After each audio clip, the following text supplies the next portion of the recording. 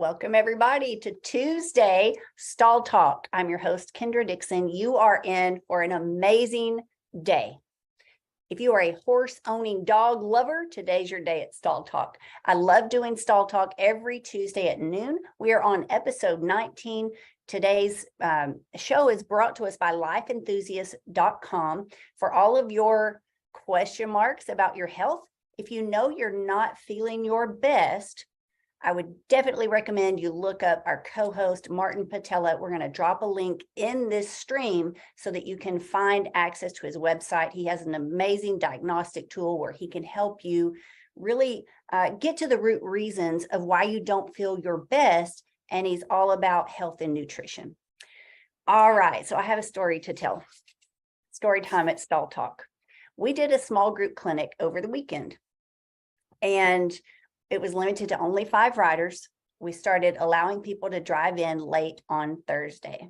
And our guest speaker today, she was one of our riders in the small group clinic. It was a 2-day mastermind transformation. Jake Whitman was here. He's a performance farrier. He was putting new shoes on horses. Cheryl Sawyer was here. She's a WPRA barrel racer and an equine dentist. She was making sure that every horse had a level set of teeth with a bit seat and that they were comfortable in their face. And we did a tune-up on barrels. And our guest speaker today drives in. It was after dark. I walk out to meet her at her trailer, and it was our first time to meet in person. So I went to stick out my hand and say, "Hello, I'm Kendra." And Julie, you immediately grabbed me in a bear hug and you said, "I'm so excited to be here." And that made me feel so good. Julie Castaneda, I'm excited you're here. Well, I'm excited to be here, and I just know that was a divine connection. Like, I know. Yes, and it's cool. Like, I immediately, as I started to listen to you talk and share your story throughout the weekend, I was like, oh wow, something's happening here. We have an opportunity to learn from an expert in your field, and learn more about our own relationship with horses. And I just started reading your book, Dog Church. Oh. Well, I like it. It gets me in the feels. I'm not moved to tears or strong emotion very often, but in the first 3 pages, I'm like, oh my gosh, this is deep. Wow, good. I'm so glad. I didn't write a book. I wrote 52 short stories in 52 weeks. And I didn't write it for anybody else but my clients who demanded to have it in print. They were stories that I just put on Facebook as a Sunday post. So it always tickles me, just fills me with joy when someone who is not a Dog Day Afternoon client reads the book and gets it. Like, it means something. And I just think God knew what he was doing, because it was not my intention at all. It's like, I mean, I could just imagine sitting there with you as the sun comes up and you talked about the birds. I know that sound here at my house, the bullfrogs, welcome back, guys. And your little dogs all ready to go. They're excited to go jump in the pond. And that's very easy for us to relate to. I personally think most horse owners are also dog owners. Do you find that to be true? I believe that is true. Yeah. Yeah. Not all dog owners are horse owners, but almost all horse owners are dog owners. I wonder why that is. Do you have any thoughts on that? I just think it's a different kind of connection, but it is, well, I mean, when we have horses, we tend to want to have a dog that works. So that's easy. But I do think that those of us who want a relationship with animals have dogs. And then there's just a different kind of relationship we get when we also have horses. So they go hand in hand. All right. So we're going to dig right in, Martin. It's going to be a great week. And I'm excited to hear what you have to connect it all together as we kind of get going here. So I titled this week's Stall Talk, "Does Your Dog Listen Better Than Your Horse?" It happens. I don't know why there seems to be a stigma around training And it seems like even with parenting, there's kind of a soft parenting trend these days. And I certainly see it with horses. And it was interesting watching the dynamics over the weekend, even in our small group, just establishing some respect on the ground with the horse through posture and through body language. You could see that horse respond differently and become more attentive and start to be more, I hate to use the word obedient, but they were quicker to respond correctly. Is that the same with dogs? Do people seem to struggle with, am I being too assertive? Am I being too soft? How do you find that balance? In my field, what tends to happen today is the other end of the spectrum. So, for example, 30 years ago, when I really stepped into this field full time, not doing anything else, I just went with my jam. It was mostly punishment based. And it was, especially in the Midwest, it was very hard to get my dog owning clients to walk away from shock collars, choke chain collars, just any sort of training tool in general, and think more about relationship and building a balanced relationship with your dog, because we were wanting to bring them into the house, right? We weren't throwing them in the backyard like we were prior to 30 years ago. So now we want them in the house. We want them to be a family member. They're sleeping with us. They're eating with us. We're sharing all of our spaces. They're traveling with us. And yet we're not bringing ourselves into the relationship. And now we've gone to the other end of the spectrum where the dog hogs the bed. I hear more and more people come in. This morning, a lady came in about, she slept on the couch last night, so she didn't get a good night's sleep. And it's because she has 4 dogs and the dogs took the bed. And we say it like it's so normal and cute and almost funny. But when I hear that and I see the behavior of the dog, and I know she brings her dogs so that we can create better behavior, I want to say, this is the problem. This is the problem. We are putting human feelings onto animals and creating problems. And then we want the dog's problem to be fixed when it's really a human problem that I'm having to track down. And as we all know, as trainers, we can't always get the owner to see that part of it. Yeah, I'd like to butt in with this. Both dogs and horses have a fairly hierarchical society. Like if you look at wolves or wild horses or Mustangs, there's always the breeding couple, or in horses, it's going to be the lead stallion, and he'll be breeding many. And it's very hierarchical. So when you describe this bed situation, who's the alpha in that group? Oh, it's certainly the dog. Exactly the point, right?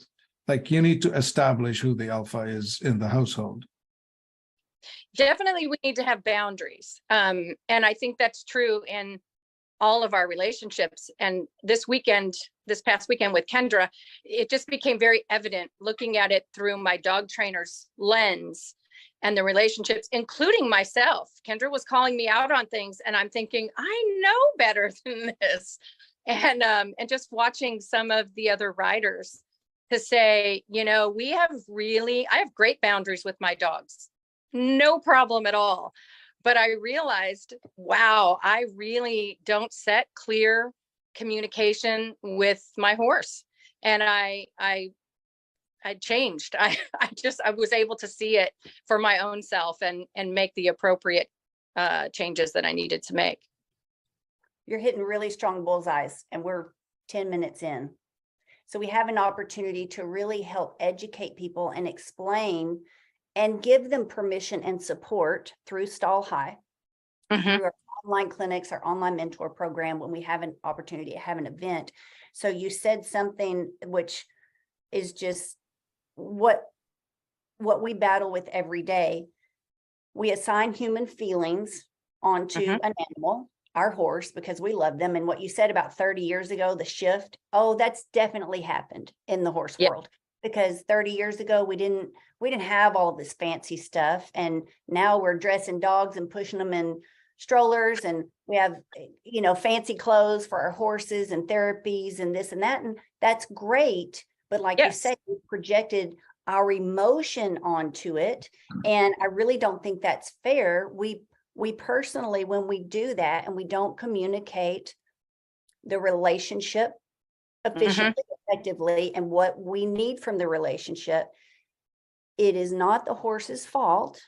And we cannot feel bad when they're not able to follow the instruction. When they're not able to perform as we expect, we have to take responsibility that there was something missing.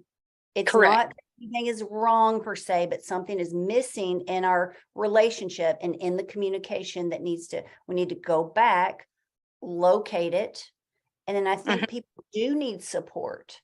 There seems to be a stigma around assertive training.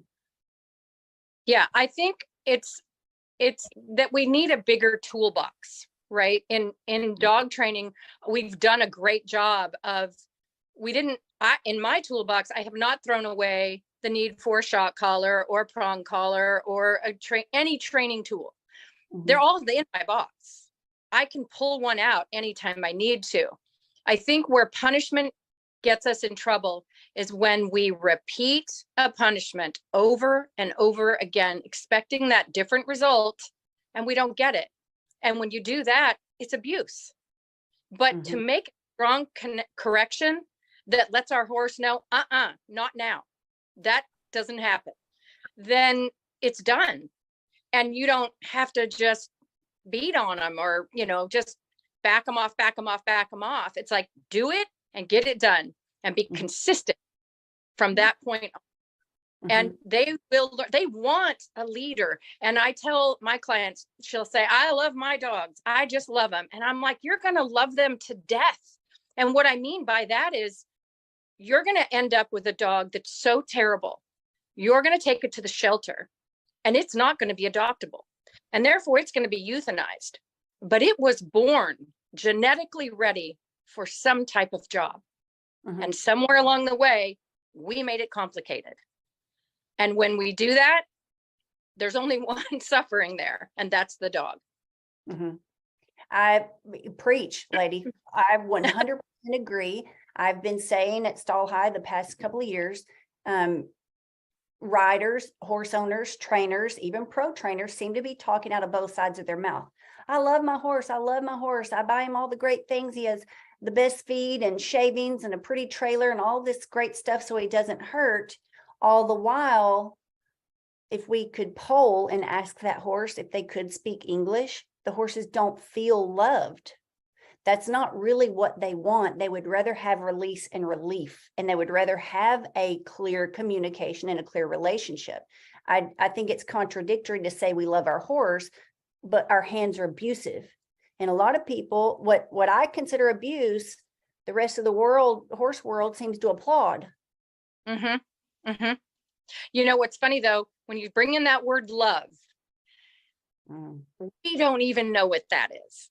So many of us are in toxic relationships that are not love. They're codependent emotionally, they're abusive and toxic.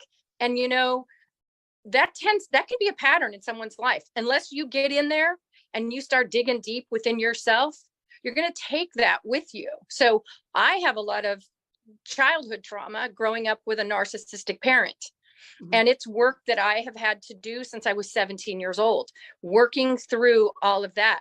But I still have a tendency to want to carry some of those things into the next relationship instead of like putting my needs on that, right? So we hear riders talk about, you know, he's so sweet and he's so charming and I just love him. Well, we could say that about a toxic relationship with a human, with a partner. They tend to be very charming, right? The abuser tends to be charming. We want to hide the behavior and make excuses for it. So we don't come clean with it. And we make excuses. Well, he's just this. In dogs, it's, well, he was traumatized. I think he was dumped. And I can't this or that. And it's like, okay, he's in the best possible place he could be right now.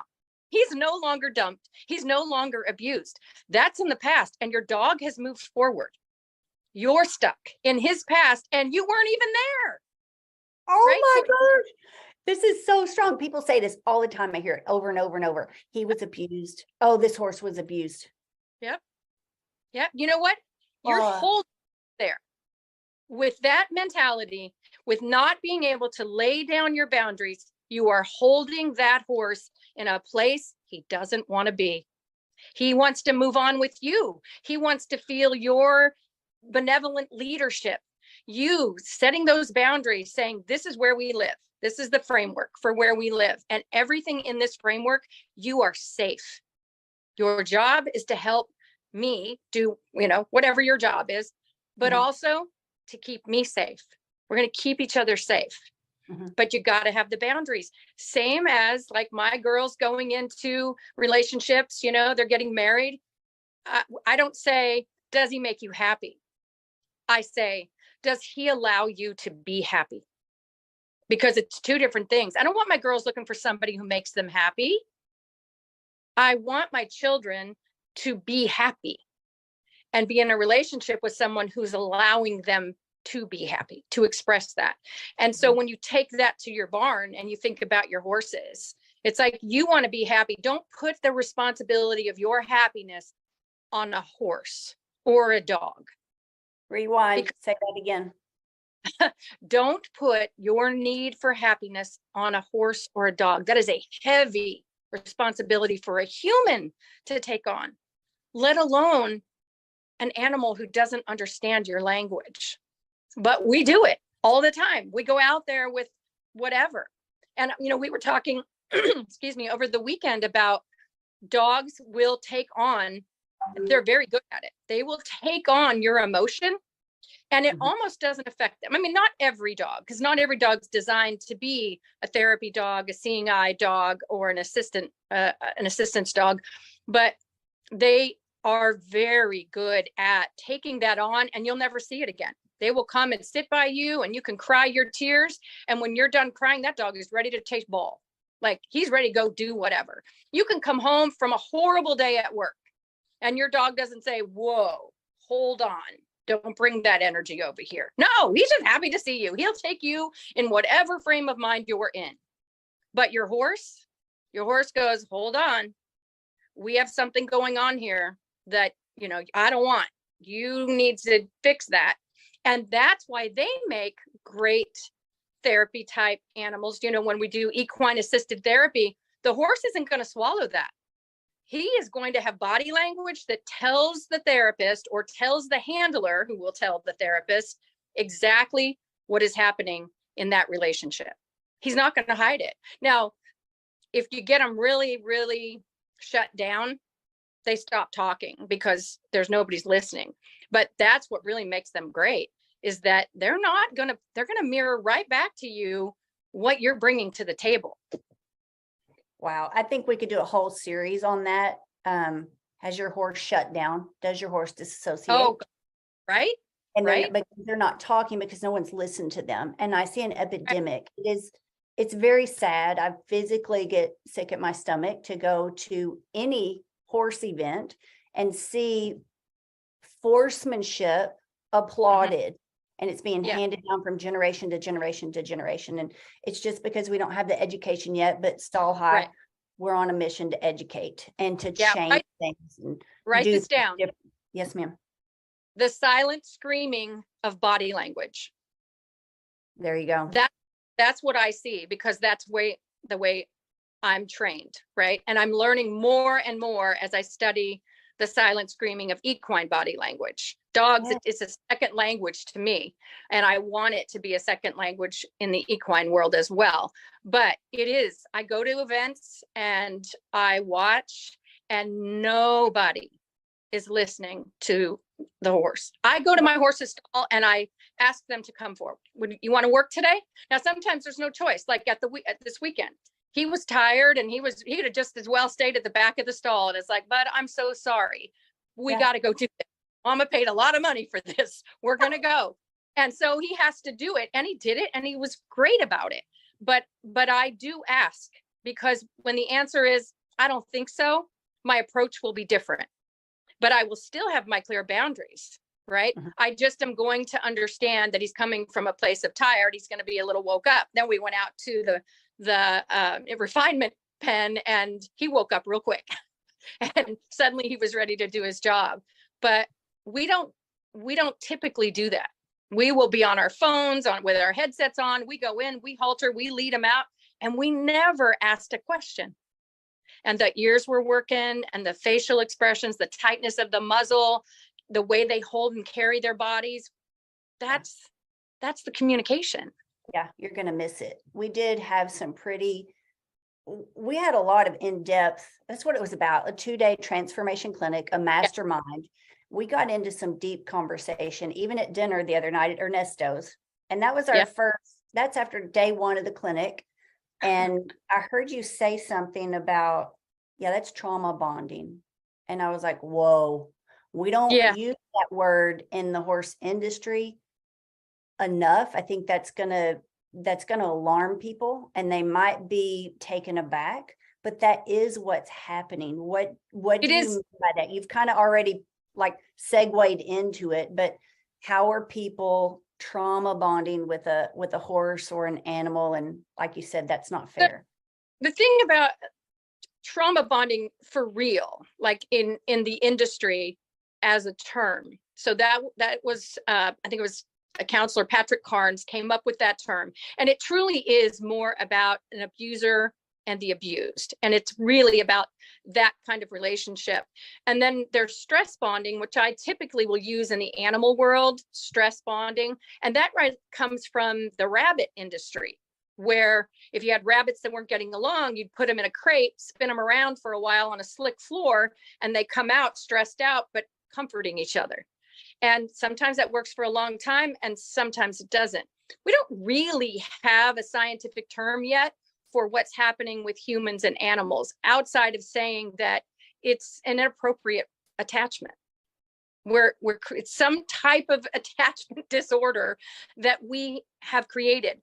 But a lot of times it comes out of trauma. Again, those of us who come from trauma, whether it was childhood trauma or trauma from relationships as we got older, maybe an abusive relationship, we do carry that with us into the next relationship.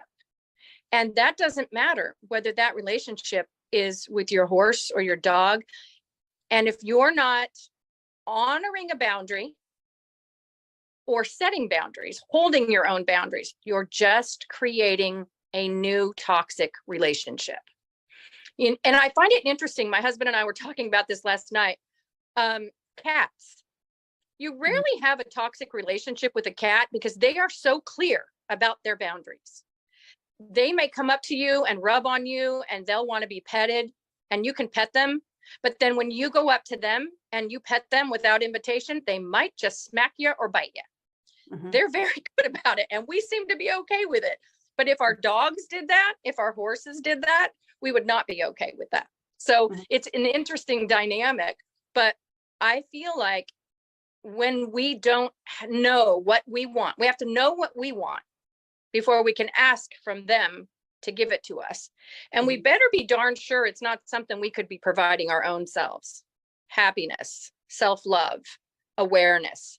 Like, we can't ask the horse to carry the whole basket, all the goods, and then be mad at them when they do it. If we say, okay, you're the boss, you take care of me. Or how about this one? You saved my life. I hear that all the time.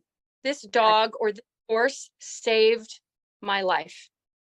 Now, in some cases, that's true, right? Like the horse literally saved your life, and that's awesome. But the emotional saving of a life, he gave me something to live for.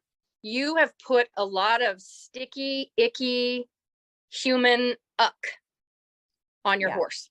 So that's a red flag. That person in inner healing needs more education, support.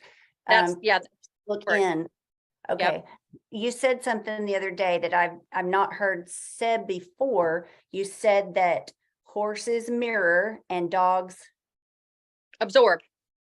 Dogs absorb it. They just take it on, and not in a toxic way. Like, that's why they're so great for PTSD and just people with emotional trauma. Dogs are great support. They really don't have a problem with all of our weird emotions outside of when your behavior changes, their behavior changes. So it is bad for dogs in terms of you letting them get away with everything because you love them so much. That creates a over the bed. but just in terms of emotion, you can go cry on your dog every single day and he will still just want to be with you. But and he'll of course not like that. So over the past many years, I have a friend named Kelly Scriver, and she is the first friend who cared enough, and she has the education and the professional training as a equine professional. Okay, with every equine therapy license you can get behind your name, that lady's got it. So when she first started introducing that my horses were mirroring something going on in me, in my mind, in my body, in my spirit, that I didn't want to talk about. I had repressed it. I don't want to talk about money right now. I don't want to talk about how I'm not organized. I don't want to talk about how I'm in such hot pursuit of my goal that I'm not spending enough time, quality time with my daughter. But a horse will call you out for that. Right. That's right. And we think, well, this horse just won't get in the trailer. What is wrong?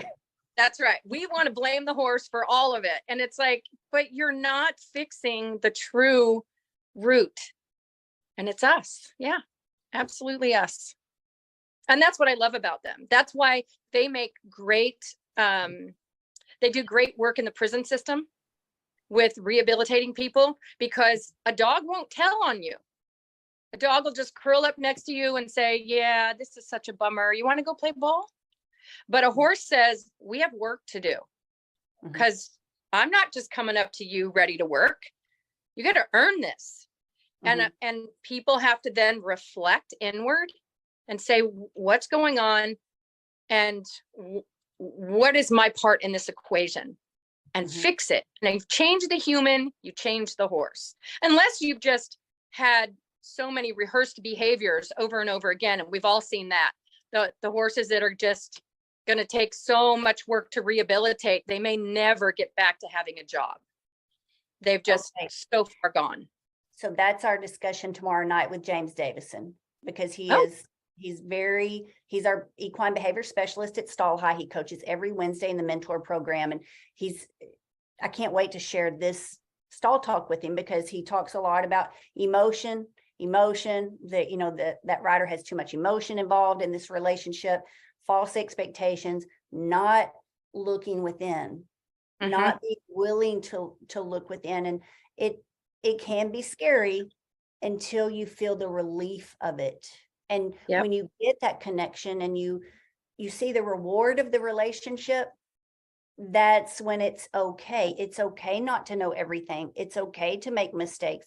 It's okay to say, I could use some help. Yes. Yeah, I think we forget as people that we can go through whatever we're going through, but also feel differently about it. That whatever you naturally feel about a circumstance, you're not stuck with that.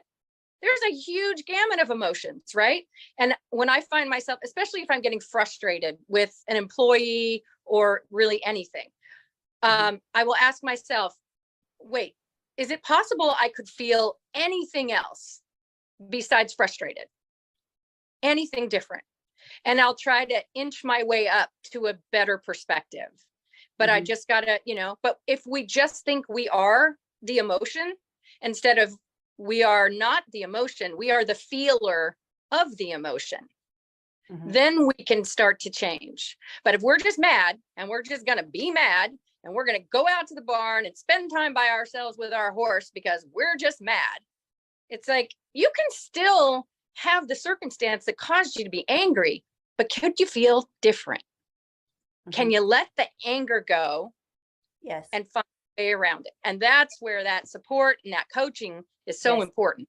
And if you can't do it for yourself, if you are not at a place where you're willing to do it for yourself, do you truly love your horse? Is your horse worth it? Will you do it for your horse? Will you Yep. look within, take responsibility, and Yep. educate yourself just so that your horse can have a better quality of life? I think that should be another clinic that you do, like another mastermind. It's bring your horse, but we're going to work on ourselves. Mhm. That's good. Kevin said something about don't mask the symptoms, and you were saying something about the whole industry not looking, the silent screaming of body language. Well, we're just buying more duct tape. Yes. We're putting bonnets on them, brain Yep. chains and bonnets and a tighter hand. Let me just hold him a little more. Let me shape him a little more going into this first barrel. Let me finish this turn for him. It's just it's another piece of duct tape. It's another piece of duct tape. It's another piece of duct tape. It's another straight jacket. It's another pair of Yep. handcuffs. It's just constantly limiting that horse's natural range of motion and mentally Bigger. very Yeah. unhealthy.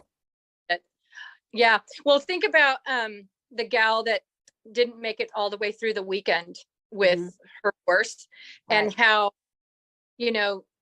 that was really hard for her to, she just has so many layers piled up on top of what she's dealing with. But she looks at her horse and she has these problems, and it's this cycle of, she's walking on eggshells like we would in a toxic relationship, right? She's walking on eggshells. He doesn't want to go to the right. That's okay. That's all right. We're going to go to the left right now. And then all of a sudden there's an incident, and now she's really dealing with the problem. And then she'll get back in line again, and there'll come this quiet time before the next storm where you think everything's going okay, and then you start to feel it, that tension, and you start walking on eggshells again. And it's just this cycle that we go through over and over again, repeating it. And it's those quiet times where we build the, oh my gosh, I love him so much, and so then pretty. He's so pretty, and he sniffs my hair, and he just makes me feel loved sometimes. Now, Punk Carter has a famous line, and he has said it so many times over the years. I've heard him say this, and it's good words of wisdom from Punk Carter. A horse will mistake your kindness for weakness and all over you. Yep. I believe that. And I also think that we think the sniffing us means one thing in what it's like when my husband comes up and sniffs my neck and chills run down my back, and he goes, "What are you wearing?" Right? That's not what my horse is saying when he comes into my space and smells me. That's not, like, there's a boundary that he crossed, and he needs to back out of that boundary. And we talked about that with my horse on Saturday, and it's like, oh my gosh, I did the thing. And so I had to get him out of my space, and had to walk around with a strong presence that day. Yes, it's an energy. It's a posture. It's an expectation. Matt said in class last night, when he is talking to his child, like encouraging him before a ball game, he's going to get down close and talk to him in a soft voice. When that kid's in trouble, Matt's posture changes. He's going to stand up straight, and his voice elevates a little bit. And listen, son, we're going to have a talk. Very clear body language to go with the communication, and horses rely on our body language. Yep. And they rely on us to understand theirs. We cannot have one-sided communication. Have one-sided communication. It has to flow. And that's where we need more education about body language and what our horses are trying to tell us. It doesn't mean like my horse saying, "No, thanks. I don't want to work today. I'm really tired. It was a long trip, and Friday was a big deal. And wow, I had my teeth, and I'm not feeling it today." It's like, okay, I hear you, but we still got to go through it. But, I think a lot of times we go, "Oh, he doesn't want to." And so we let it go, and we just told our horse that we understand the body language, and this is the behavior from me you can expect when you give me that body language. They train us. Yeah. They end up training us instead of us training them. So Well, absolutely. it's both, because you trained me how to respond to you, and I have now trained a new behavior in you, and that's refusal. I trained you to refuse me. So it's not that that we're not training our horse, we're just training the wrong thing. We're always training, not just when we want to. We're always teaching something. The horse is always learning. Okay. All right. Let me hand it Imagine, to Martin for a second. Martin, yeah, this is imagine if you pushed all of this energy into a relationship with another human, your partner. Yes. Yeah. Imagine how the marriage would be if you paid attention to subtle facial expressions and body language.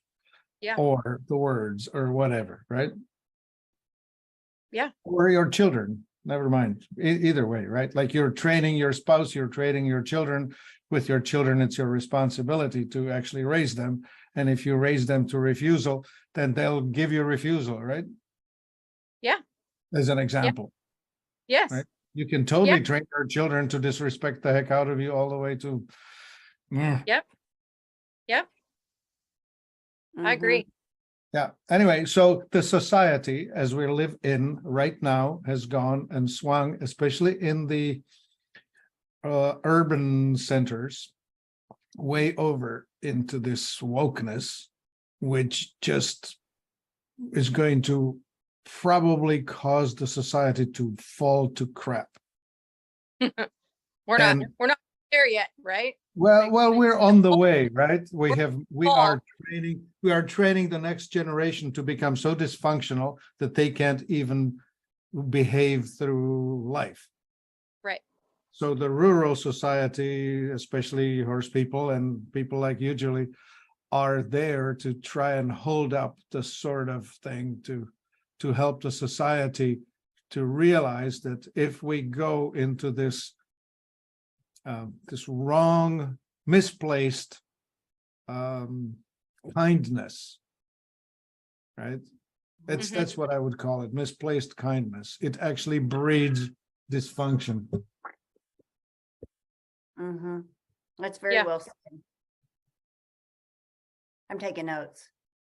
This is pretty- I also, it's really not just important. I feel like I have a sense of duty because of my relationship with dogs and the people who are on the other end of the leash. We talked about this, Kendra, that the animals that we deal with in their people, that's the conduit. The animals are the conduit. People are the mission, right? And we are in a perfect place in our fields to relate to these people. And what did I tell you? You cannot educate those you alienate. And so those people who come to me, I had a guy come with a big chain on his German Shepherd puppy, and I saw him get out of the car. And I said to one of my staff as he was walking towards the building for his dog's eval, I'd never met them before. I said, I don't like him right off the bat. I don't like the way he carries himself. I don't like the way he's got this big chain on a 4-month-old puppy. And my front desk person at the time said, remember, we can't educate those we alienate. And I had to swallow my own words, but it was true. I treated the man kindly, but firmly. I set my boundaries. I even told him so much as, I'm not sure you'll be happy here with me as your instructor. And he asked me why, which was a brilliant question. And I said, it's just, well, okay, if I can be honest, your choke chain collar is on backwards and too long. And someone instructed you that way, and you give me this feedback like you know it all already. And his wife was with them, and she said, no, he's just like that. He's just that way. We want to come here. This is where we want to come. And so we just had to go over the boundaries and what was to be expected. And they have been lovely clients. The dog's 3.5 years old now, and they have a wonderful dog. And they were ready to do the work. But when we tell ourselves, yeah, nope, I can't deal with people like that. We should really, it's our responsibility to find a way to deal with people like that because they own a horse or they own a dog. And to save that relationship, to save that person, even really, they need to know how to. Wow. So good. Taylor saying, Kendra, LOL, flashback to Sunday. Yes, ma'am, it is. And it flashes me back also, just immediate. And it challenges me, Julie, to be a better communicator. The beautiful writer that came in and she chose not to come back. How am I responsible for how I communicated or my lack of communication? I should have asked more questions. That flashes me back immediately when I saw the horse unload from the trailer. He was real high and mighty and watchy and looking, and basically instead of her leading him to the barn, he led her. So walking in front, head very high, and instead of a stud chain on him properly, the lead rope was looped through on his nose. And just like that choke chain being on backwards and too long, that's what I'm thinking, like that is not even effective. And if you have to use it, it's just going to choke him down, but it's going to take a minute to do that. And by the time that plan is even effective, it's too late. He's already kicked somebody in the head or run over you.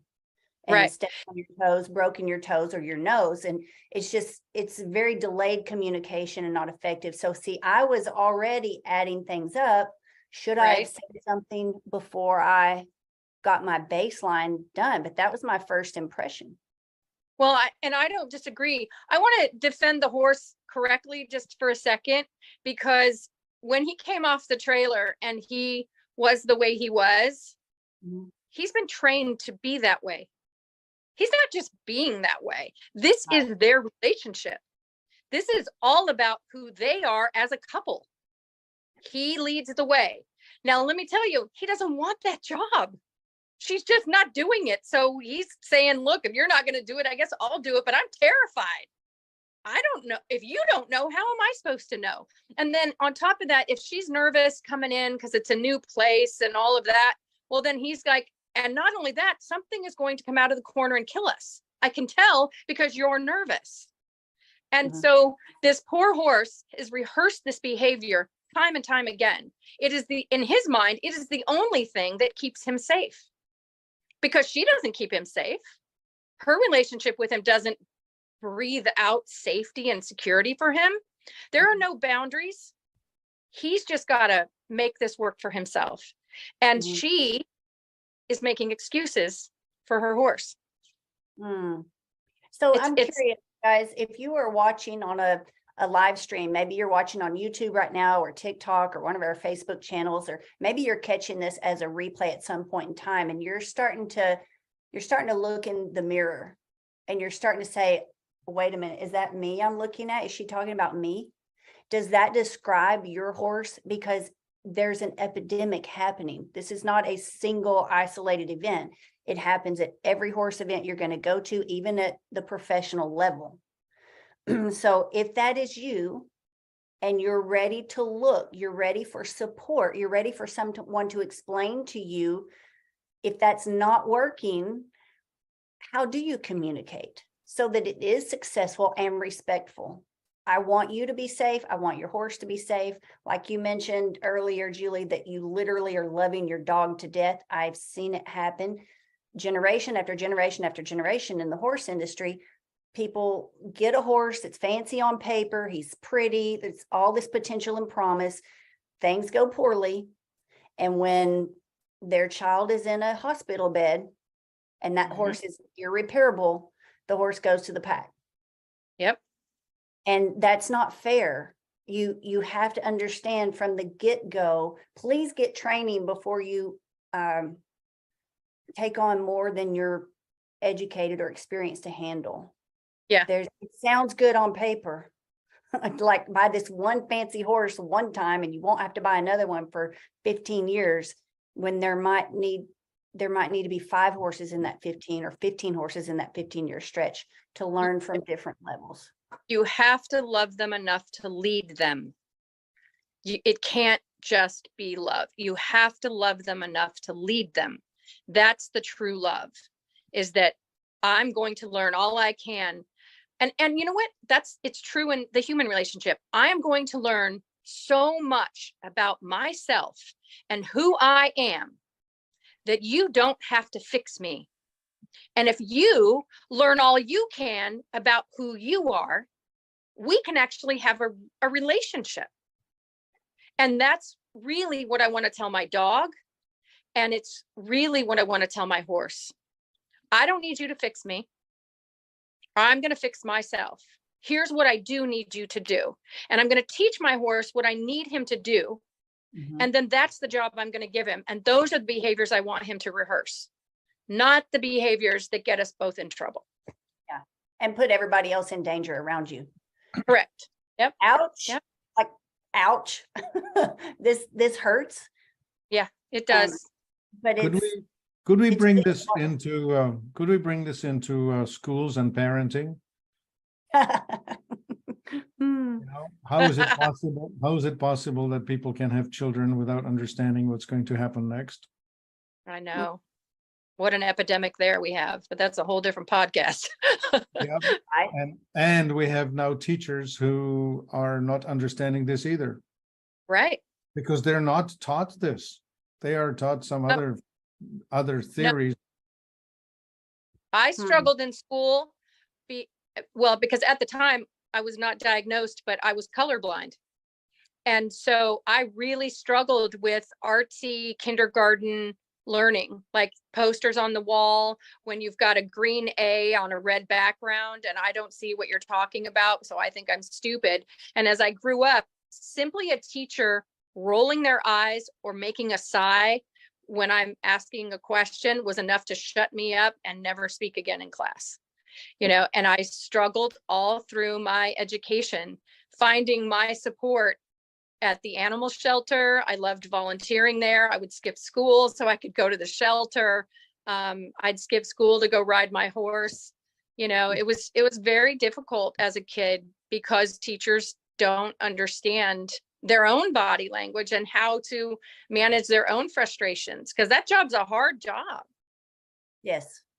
For low pay. Yeah. Yeah. Huge job, little pay. It's hard. You know, they go because they have a heart for it. But we're only teaching teachers to teach, but we're not teaching them to read body language and really work on communication. And the classrooms are so big and all those things. You know, it's hard. It's really hard. We are fortunate enough to be able to work with people and their animals on a much smaller scale and really make a difference, really hit home. There's not enough of us doing it yet, but. Oh, but that's why we have Stall High. Yeah, I feel like Stall High is about to just get that ball rolling. Yes. I would like to do a product plug. Go for it, Martin. What you got?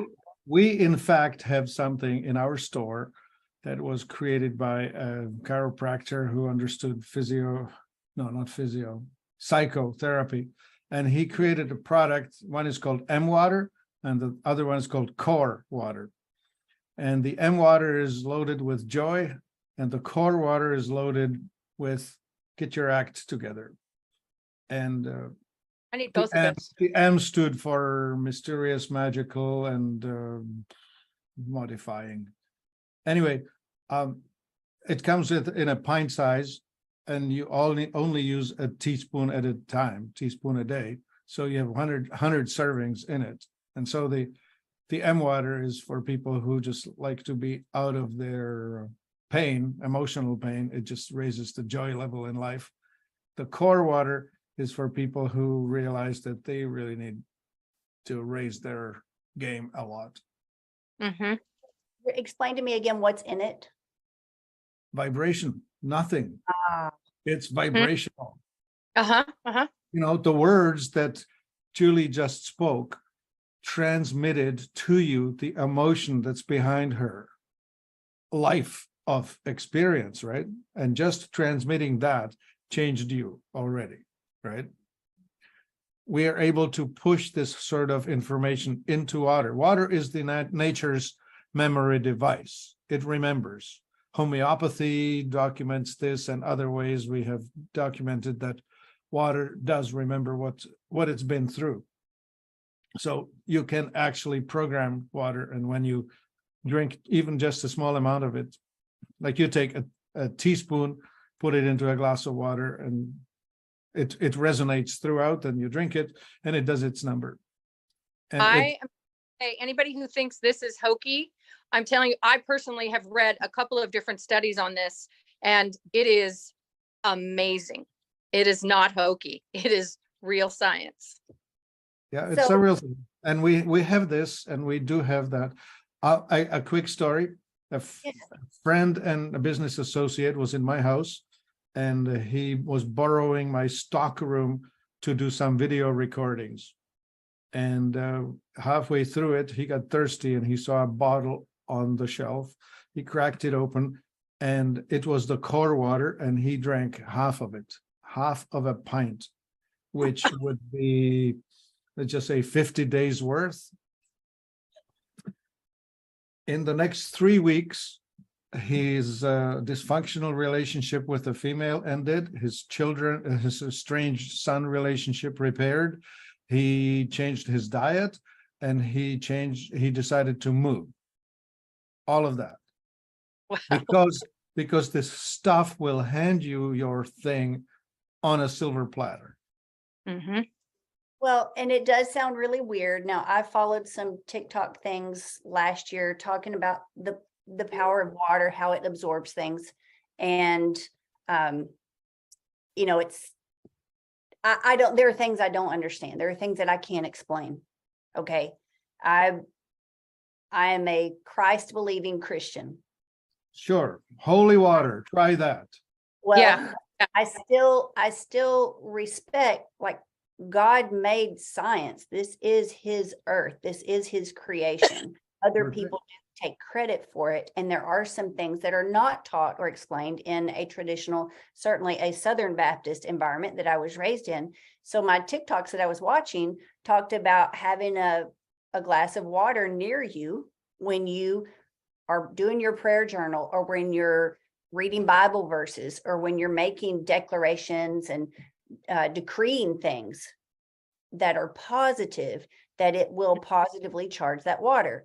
Well, I'm not an idiot to that. So I'm like, well, I'm curious.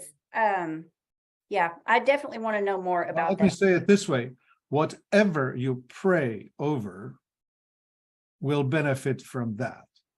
Yep. And Yep. if you pray over a dog, he'll benefit, and the glass of water will benefit, and the horse will benefit. I don't care. Your sister will benefit if you pray over that. Martin, how do we get in touch with your product? There's a link.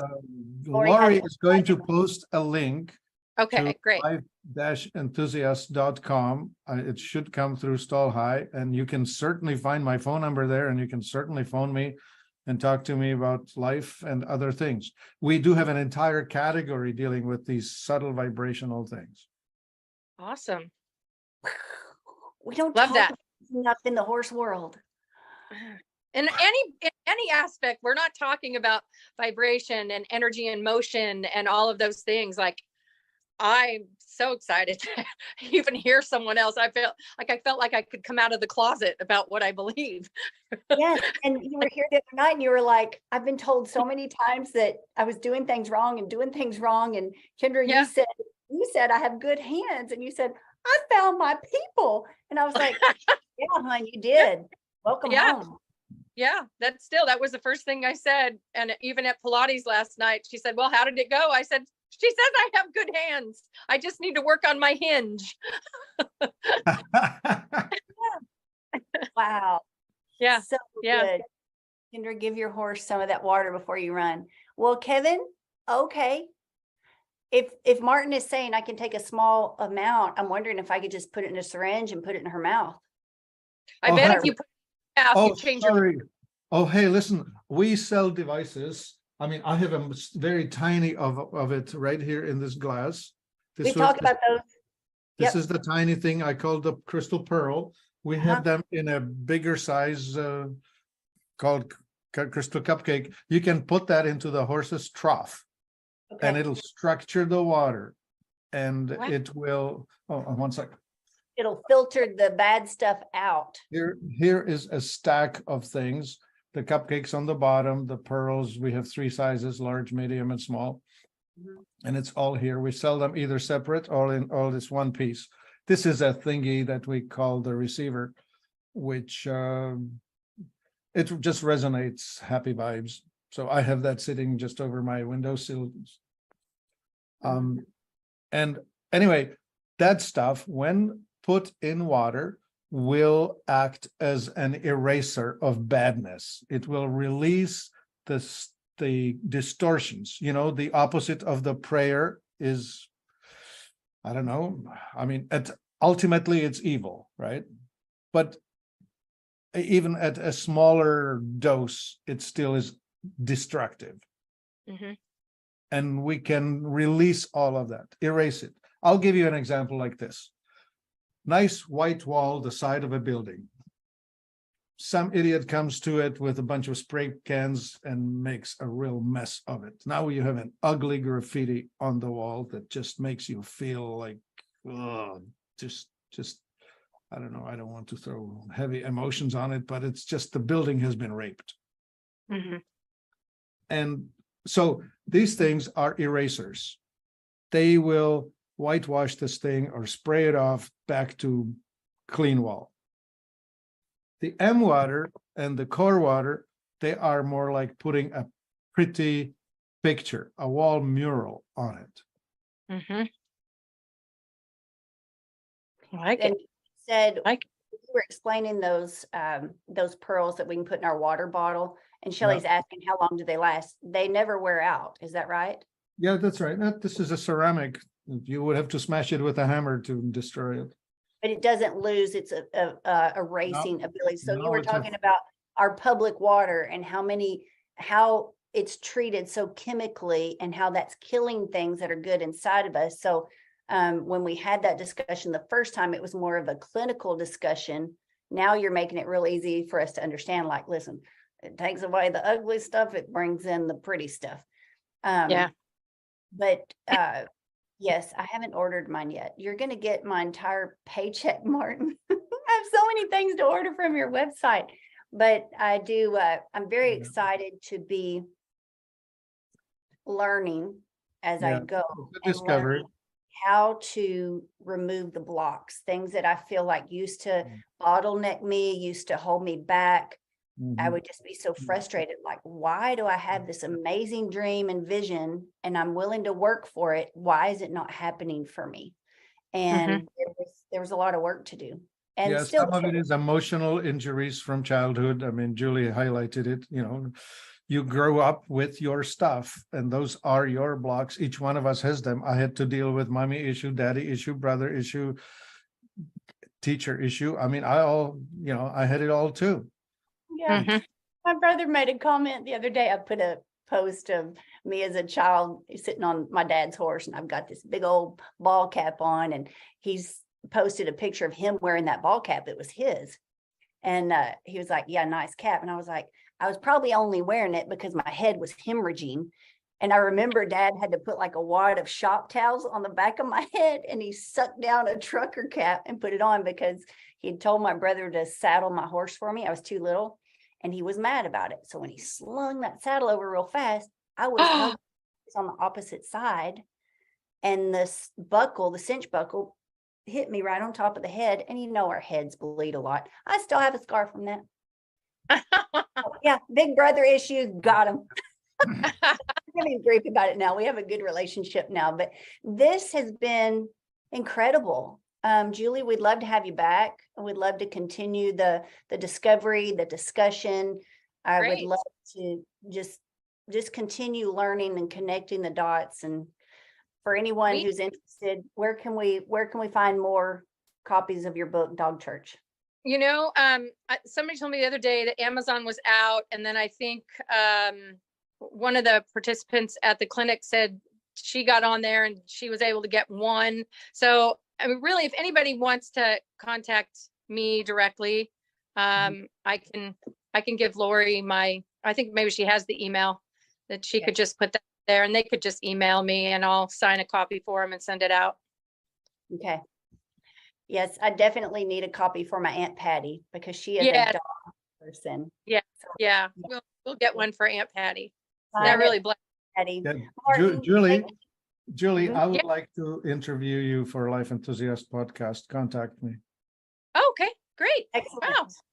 Thank you. I'd be honored.